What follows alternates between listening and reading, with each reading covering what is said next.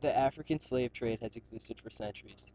The African slave trade inside Africa itself was common in Ghana and Nigeria in the 18th century, where the country's economies depended largely on the selling of hand labor to neighboring estates.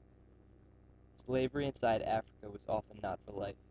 Slaves had the option of buying their liberty and were normally paid enough that they could do it after a certain number of years. In the rest of the world, the African slave trade became common in Europe first, starting with Portugal, who took slaves to Brazil to mine the mountains. The Caribbean soon followed, and then other countries of South and Central America. The U.S. African slave trade was far smaller than that managed by other countries.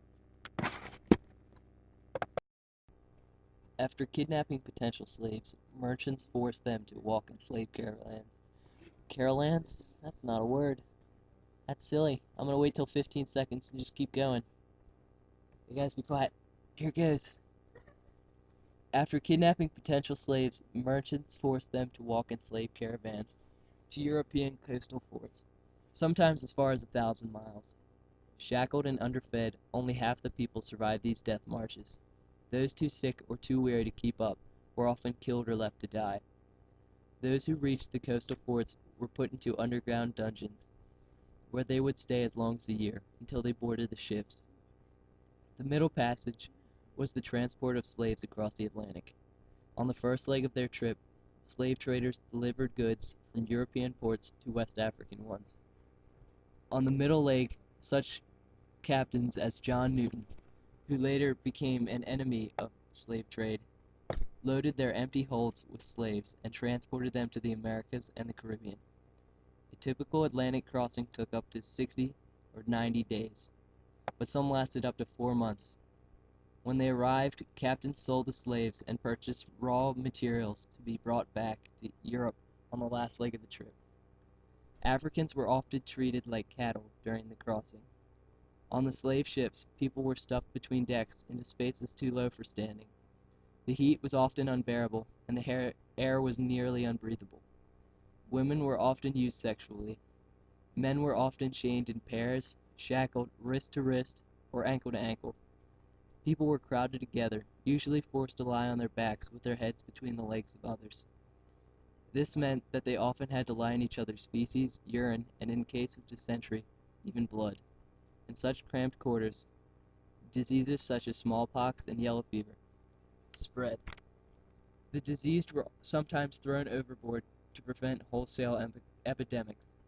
Because a small crew had to control so many, cruel measures such as iron muzzles and whippings were used to control slaves. While ships were still close to shore, rebellions of desperate slaves sometimes broke out. Many went bad in these barbaric conditions. Others chose to jump to their watery deaths rather than endure.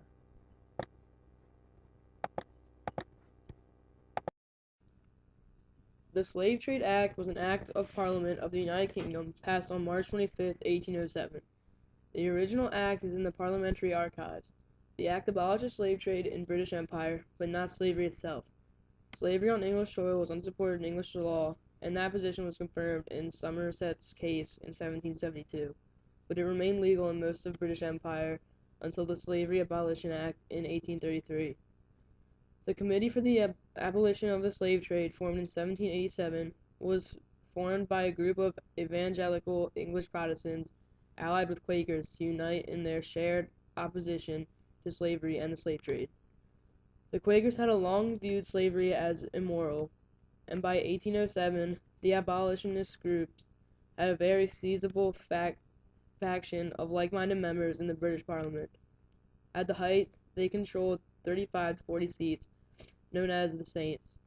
The alliance was led by William Wilberforce, and most well known of the anti-slave trade campaigners who had taken the cause of the abolition in 1787 after having read the evidence of Thomas Clarkson had amazed against the trade. These parliamentarians had access to the legal draughtsmanships of James Stephen. On Sunday, October 28, 1787, Wilberforce wrote in his diary, quote, God Almighty has set before me two great objects, the superstition of the slave trade and the reformation of manners." End quote. Their numbers were magnified by the position of the government under Lord Grenville, and on February 22nd, 1807, 20 years after his movement embarked, Wilberforce and his team were rewarded with victory by an overwhelming 283 votes to 16. The motion to abolish the Atlantic slave trade was carried in the House of Commons, and thus ending the slave trade. Enforcement of the Slave Trade Act. The Royal Navy then controlled the world seas and established the West Africa Squadron in 1808 in order to patrol the coast of West Africa. Between the years 1808 and 1860, they seized approximately 1,600 slave ships and freed 150,000 Africans who were aboard. The Royal Navy declared that the ships transporting slaves were equivalent to pirates. Also, action was taken against African leaders who refused to agree with British treaties to outlaw the trade. Anti-slavery treaties were signed by over 50 African rulers.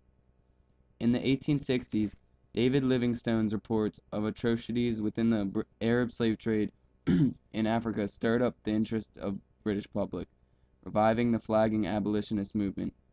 Throughout the 1870s, the Royal Navy attempted to suppress this abominable Eastern trade, particularly in Zanzibar. In 1980, Britain exchanged the control of the island of Heligoland in the North Sea with Germany in return for control of Zanzibar to help enforce the ban of slave trading. Effects of the slave trade are still evident in the modern world. In 2001, the international community recognized the slave trade as a crime against humanity. Throughout 2007, the United Kingdom commemorated the bicentennial of the abolition of slave trade. On the 25th of March in 2008, the United Nations held the first annual worldwide commemoration of the International Day of Remembrance of the Victims of Slavery and the Transatlantic Slave Trade. That year also marks the bicentenary of the U.S. official end of the international slave trade.